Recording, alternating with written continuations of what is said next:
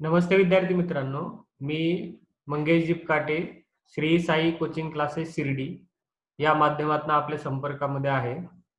तर आता आपण 12वी फिजिक्स मधील पहिला युनिट रोटेशनल डायनामिक्स आज आपला तिसरा पिरियड आहे, थर्ड पिरियड आहे. तर रोटेशनल डायनामिक्स आज थर्ड पिरियड आहे. आता आपण पुढचा पाठ बघू. Banking of road. बघा आता या ठिकाणी बँकिंग ऑफ रोड आहे. बँकिंग ऑफ रोड हा कॉन्सेप्ट काय आहे, तर आधी पहिल्यांदा हॉरिझॉन्टल कर रोडवर आपण जो व्हेइकल ड्राईव्ह करत आहे, हॉरिझॉन्टल कर रोड याच्यावर जो व्हेइकल ड्राईव्ह करत आहे त्याच्याशी रिलेटेड टर्म बघू आपण. तर इथे ही जी एक डायग्राम दिलेली आहे, ती डायग्राम आपण समजून घेऊ बरोबर. या ठिकाणी हा एक हॉरिझॉन्टल कर रोड आहे. हॉरिझॉन्टल कर रोड हा व्हेइकल आहे. यानंतर हा व्हेइकल जो आहे त्याचा मास आहे एम. मग मास जर का एम आहे तर त्याचं जर का आपल्याला वेट काढायचं असेल तर that weight will be M G आणि तो व्हर्टिकली डाऊनवर्ड असेल. यानंतर वरती आहे नॉर्मल रिॲक्शन, वेट आहे एम जी आणि त्याच्या इक्वल अँड अपोजिट राहतं नॉर्मल रिॲक्शन, ती व्हर्टिकली अपवर्ड आहे. यानंतर एफ एस म्हणजे static friction, limiting force of static friction. तर हा जो आहे limiting force of static friction तो रोड सरफेस आणि व्हेइकलचे टायर याच्यामध्ये आहे. यानंतर आता हा जो रोड आहे हा असा टर्न आहे, टर्निंग वर आहे. यानंतर हा सी म्हणजे सेंटर ज्याला म्हणतो आपण, सेंटर ऑफ कर्वेचर, म्हणजे जो कर रोड आहे त्याचं सेंटर आहे. तर याच्यामधला हा जो अंतर आहे सेंटर ऑफ कर्वेचर आणि व्हेइकल याच्यामधला जो अंतर आहे तो आहे आर, त्याला आपण रेडियस म्हणणार आहे. तर हा जो व्हेइकल आहे तो आपण असा विचार करू की हॉरिझॉन्टल कर रोड वरून ड्राईव्ह होत आहे आणि सर्कल पूर्ण कर म्हणजे सर्कल सारखं पार्ट करणार आहे. म्हणजे त्याची जी मोशन आहे, म्हणजे कर्व वरून असताना त्याची जी मोशन आहे ती सर्क्युलर मोशन आहे असं आपण कन्सिडर करू. तर आता या ठिकाणी बघा बँकिंग ऑफ रोड बघा, when a car is moving along a curve road, म्हणजे एखादी जी कार आहे ती कर्व रोड वरून मूव्ह होत आहे, म्हणजे टर्निंग वरून मूव्ह होत आहे. It is performing circular motion. ज्यावेळेस रोडवर राहणार आहे, रोडवर राहणार आहे त्यावेळेस तो एका मोठ्या सर्कलचाच पार्ट असणार आहे. त्याच्यामुळे व्हेइकल जर का टर्निंग वर असेल तर तो सर्क्युलर मोशन परफॉर्म करत आहे. सिन्स कर road is a arc of a huge circle, कर रोड जो आहे it is a arc of huge circle, एक मोठ्या सर्कलचा तो पार्ट आहे. त्यानंतर आता तुम्हाला माहिती आहे की सर्क्युलर मोशन जर का एखादा व्हेइकल किंवा कोणी जर परफॉर्म करत असेल तर त्याच्यासाठी लागणारा जो फोर्स आहे तो आहे centripetal force. So centripetal force is necessary for the circular motion. Circular motion साठी या ठिकाणी सेंट्रीपेटल फोर्सची गरज लागणार आहे. यानंतर जो व्हेइकल आहे त्या व्हेइकलचा जो मास आहे तो आहे M. M is the mass of vehicle. आता या ठिकाणी कार आपण घेतली तर M is the mass of car moving with a speed V. त्या व्हेइकलचा जो स्पीड आहे तो आहे V along a curve road, turning वरून. आणि तो जो रोड आहे त्या रोडची रेडियस जी आहे that radius will be R. Then for the safe turn, एकदम सेफ टर्न म्हणजे व्हेइकल त्याच्यावरनं थ्रोन ऑफ होणार नाही, बाहेर जाणार नाही त्याच्यासाठी. Then for a safe turn the force acting on the car are. जी कार आहे त्या कारवर कोणते कोणते फोर्स ऍक्ट होणार आहेत बघा. आता वेगळे वेगळे 3 फोर्स ऍक्ट होणार आहेत. तर त्यात पहिला जो फोर्स आहे that will be weight M G, weight of the car, आणि तो राहणार आहे व्हर्टिकली डाऊनवर्ड. तर त्या ठिकाणी मगाशी पाहिला आपण की या ठिकाणी जो वेट आहे त्या व्हेइकलचा तो राहणार आहे व्हर्टिकली डाऊनवर्ड आणि that force will be M G. यानंतर दुसरा आहे नॉर्मल रिॲक्शन. नॉर्मल रिॲक्शन जो आहे तो वेट एम जी इतकाच असणार आहे, पण तो त्याच्या अपोजिट राहणार आहे. म्हणजे वेट एम जी जर का व्हर्टिकली डाऊनवर्ड आहे, बघा weight M G vertically downward आहे, तर नॉर्मल रिॲक्शन जी आहे ती व्हर्टिकली अपवर्ड राहील. Normal reaction vertically upward. त्यानंतर तिसरा जो राहणार आहे force of friction between tyres of a car and road surface, त्याच्यामधला जो फोर्स आहे तो फोर्स ऑफ स्टॅटिक फ्रिक्शन. आता या ठिकाणी बघा हा जो आहे म्हणजे रोड सरफेस आणि टायर याच्यामधला जो फोर्स आहे तो आहे force of static friction, limiting force of static friction या पद्धतीनं. तर हे 3 फोर्स ऍक्ट होणार आहेत. तर या ठिकाणी परत समजून घ्या एक राहणार आहे वेट mg व्हर्टिकली डाऊनवर्ड, दुसरा राहणार आहे नॉर्मल रिॲक्शन व्हर्टिकली अपवर्ड, आणि आहे force of friction between the road surface and the tyres of the vehicle. आता या ठिकाणी काय आहे बघा, weight of the car mg balance by the normal reaction. Downward साईडला वेट mg आणि अपवर्ड साईडला नॉर्मल रिॲक्शन आहे, तर हे बॅलन्स होतील. म्हणजे आपण इनडायरेक्टली या ठिकाणी mg is equal to n हे लिहू शकतो. mg is equal to n normal reaction. त्यानंतर पुढं, in case of a car moving along a horizontal curve road, जर का कार हॉरिझॉन्टल कर्व रोड वरून जात असेल तर त्याच्यासाठी जो लागणारा फोर्स आहे, that necessary force will B centripetal force and which is provided bye, तो प्रोव्हाइड करणार आहे, which is provided by force of friction between tyres of a car and road surface. Tyres of a car and road surface यामधला जो force आहे तो necessary centripetal force म्हणून act होणार आहे.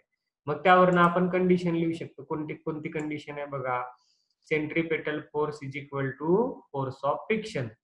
आता तुम्हाला काल सांगितल्याप्रमाणे, म्हणजे आधीच्या पिरियडला सांगितल्याप्रमाणे, सेंट्रीपेटल फोर्सचा जो फॉर्म्युला आहे, that formula will be mv square divided by R, आणि फोर्स ऑफ फ्रिक्शन आहे, स्टॅटिक फ्रिक्शन आहे fs. तर आपल्याला असं इक्वेशन मिळालं बघा, mv square divided by R is equal to fs या पद्धतीनं.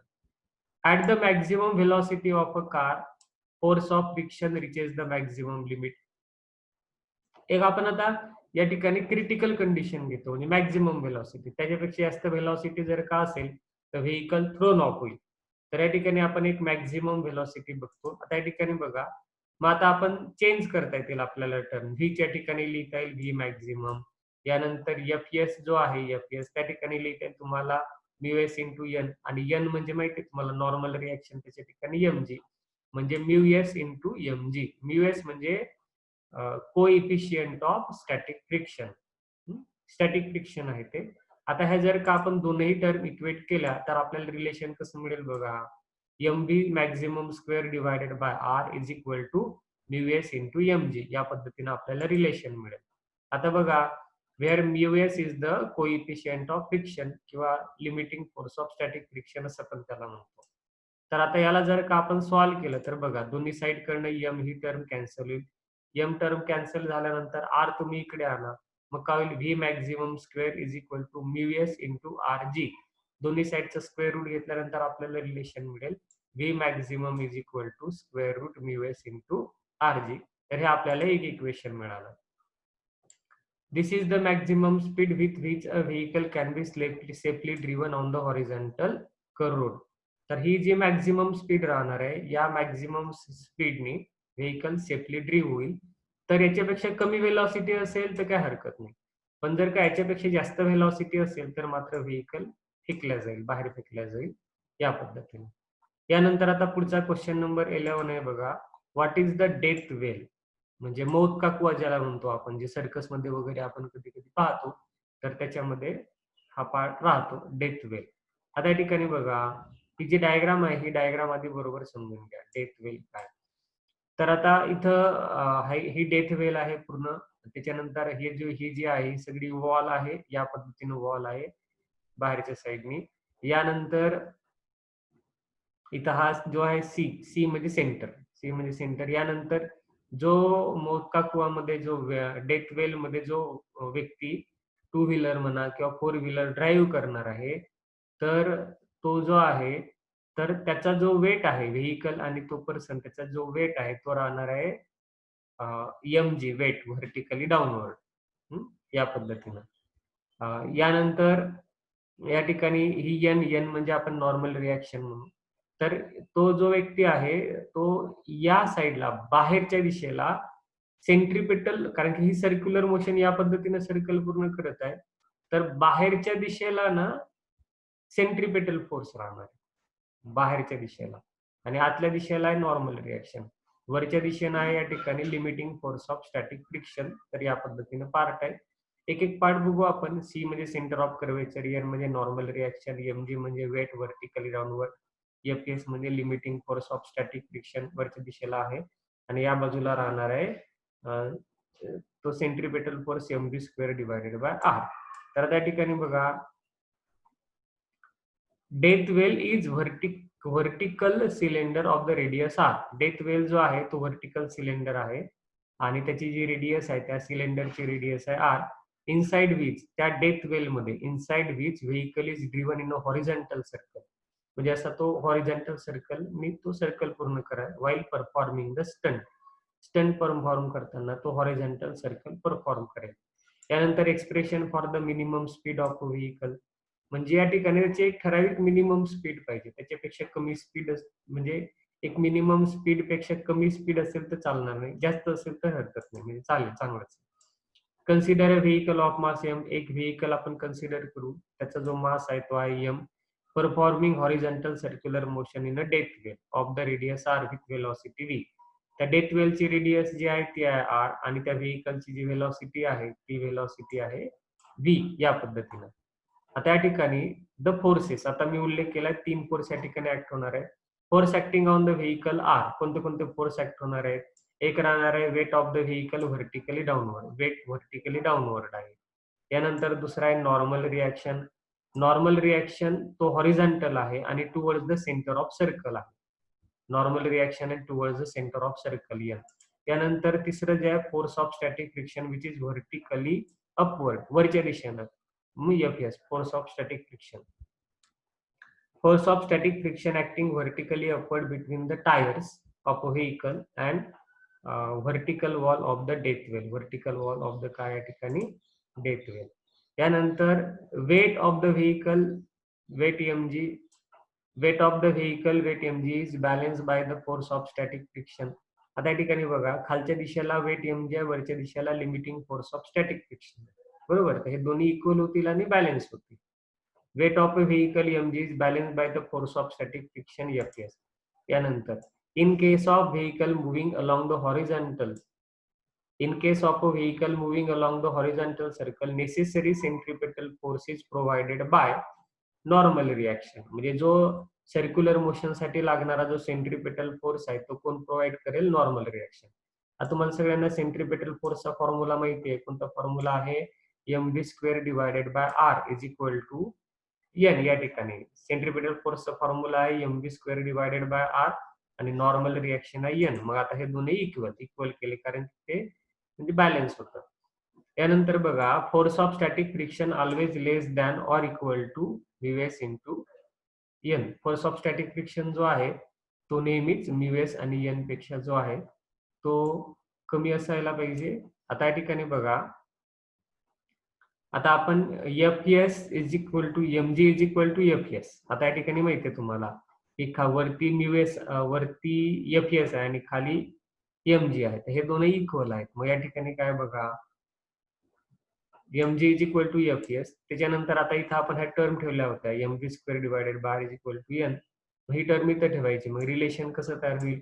mv square divided by R is equal to N. हे रिलेशन आपण खाली ठेवलं. यानंतर आता हा जो वरचा इक्वेशन आहे, इक्वेशन नंबर 1, याच्यामध्ये आपण ह्या टर्म ठेवू. तर एफएस च्या ठिकाणी ठेवला आपण mg आणि less than or equal to ठीक आहे म्यूएस ऍज इट इज आणि एन च्या ठिकाणी लिहिलं mv square divided by R. मग आता आपण दोन्ही साइड कडनं एम ही टर्म कॅन्सल करू. दोन्ही साइड कडनं एम ही टर्म आपण कॅन्सल करणार. आता दोन्ही साइड कडनं एम ही टर्म कॅन्सल केली तर मग इक्वेशन का मिळेल आपल्याला? G is less than or equal to या ठिकाणी काय mu s into V square divided by R, हे रिलेशन मिळालं. आता या ठिकाणी एका बाजूला मी व्ही स्क्वेअर ठेवलं, आर इकडे डिवाइड इकडे आल्यानंतर मल्टिप्लाय होईल म्हणजे आर जी. व्हीएस इथं मल्टिप्लाय इकडे आल्यानंतर ते डिवाइड होईल. बरोबर. मग त्याला आपण उलट केलं तर बघा, आता या ठिकाणी जर याला रीड केलं तर V square is greater than or equal to R G divided by mu s. तर हेच रिलेशन असं मिळालं काय, तर V square is greater than or equal to R G divided by mu s. मग या ठिकाणी V minimum, therefore V minimum is equal to, आता आपल्याला मिनिमम स्पीड लागणार आहे, तर V minimum is equal to square root R G divided by VS. त्या पद्धतीने रिलेशन मिळालं. तर हे रिलेशन बरोबर लक्षात ठेवायचं, आपल्याला प्रॉब्लेम सॉल्व्ह करताना लागणार आहे. This is the expression for minimum speed of a vehicle so that it does not lose contact with the surface of a death well. म्हणजे कॉन्टॅक्ट जो आहे तो काही ब्रेक होणार नाही या पद्धतीने.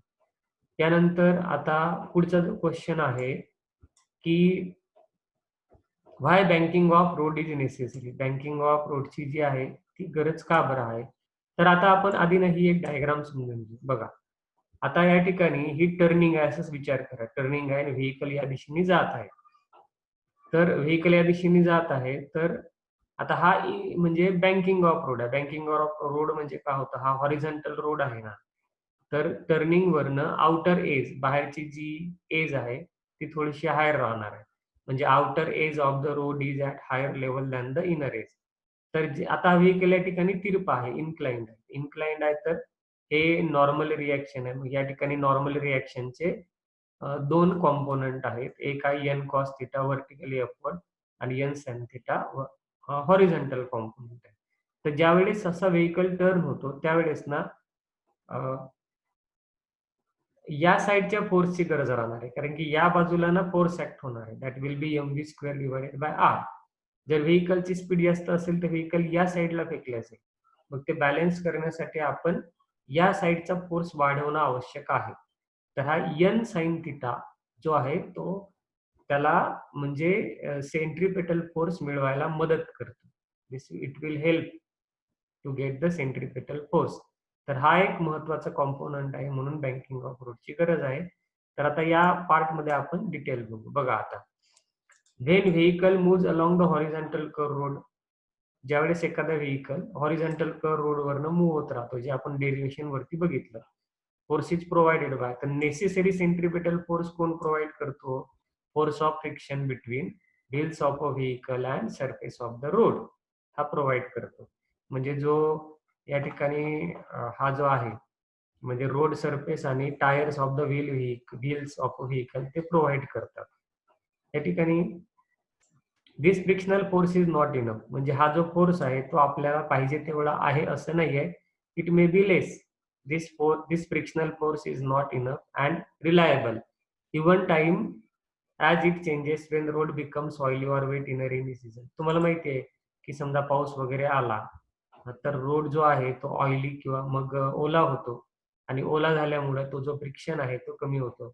बऱ्याचदा आपण जे व्हेकल आहेत ते व्हेकल स्लो ड्राईव्ह करतो, कारण की फ्रिक्शन कमी असल्यामुळं ते जे व्हेकल आहेत ती घसरण्याची जी आहे ती पॉसिबिलिटी राहते, म्हणून तो एक प्रॉब्लेम आहे त्या ठिकाणी. त्या ठिकाणी काय, to increase the force of friction between the road should be made rough. आता जर का आपल्याला फ्रिक्शन वाढवायचं आहे म्हणजे व्हेकल स्लीप होऊ नये म्हणून, तर त्या ठिकाणी काय करावं लागेल आपल्याला, की तो रोड रफ करावा लागेल. मग आता काय होतं, समजा रोड रोड रफ करावा लागेल जेणेकरून फ्रिक्शन जो आहे तो वाढेल. आता रोड जर का आपण रफ केलं, बट त्याच्यामुळे काय होतं, but it will cause where and tear of the tyre of the wheel. ते व्हेकलचे ना विअर अँड टिअर होतील, म्हणजे टायर जे आहेत ते खराब होतील, म्हणजे खराब होण्याची पॉसिबिलिटी आहे.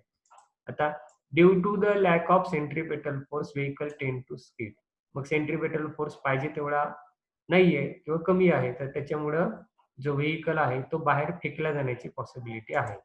आता त्या ठिकाणी काय, but when the road is banked म्हणजे काय, रोड आपण तिरपा केला. आता इथं सांगितलं मी, रोड आपण तिरपा केला म्हणजे outer edge of the road is at higher level than the inner edge. Road आपण तिरपा केला तर त्या ठिकाणी काय होईल, but when the vehicle when the road is banked, the horizontal component of the normal reaction provide the required centripetal force for the motion. म्हणजे हा जो हॉरिझॉन्टल कॉम्पोनंट आहे तो नेसेसरी सेंट्रिपेटल फोर्स जो आहे तो प्रोव्हाइड करेल. दस banking of road is necessary. त्याच्यामुळं रोड इन्क्लाइन करण्याची, बँकिंग करण्याची गरज आहे. बरं, आता हा आजचा या ठिकाणी पिरियड आपला पूर्ण झाला. पुढच्या पिरियडला आपण हा जो क्वेश्चन आहे बँकिंग ऑफ रोडचं, खूप मोठं डेरिवेशन आहे ते आणि इंटरेस्टिंग पण आहे, तर तो मी तुम्हाला सांगणार आहे, शिकवणार आहे पुढच्या पिरियडला. तर या पद्धतीने मी पूर्ण करून सांगितलंय तुम्हाला. सगळ्यांनी व्यवस्थित अभ्यास करा. थँक्यू.